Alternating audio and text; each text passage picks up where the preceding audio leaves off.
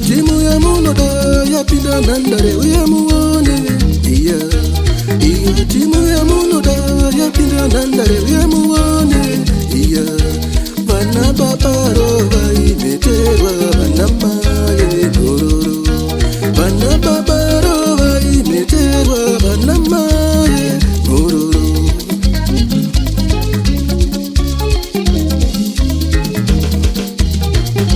Uyai muone vasitamba bora rinonakidza.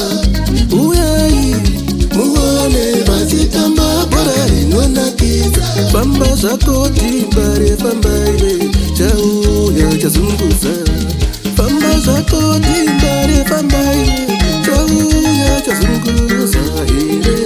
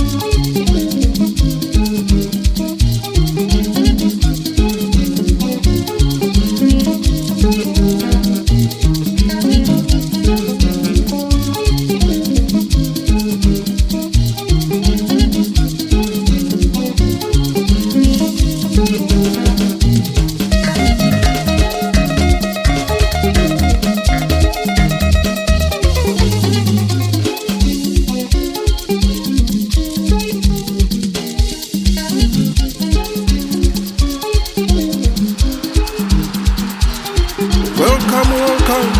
We are gathered here at the Zimbabwe Seremala Home of Football, Rufaro Stadium, witnessing the magic from Dynamo Timbale Dile, the Glamour Boys, the boys in blue. This is Dynamos FC, from 7 million supporters to 15 million supporters. Ladies and gentlemen, this is Chazunguza.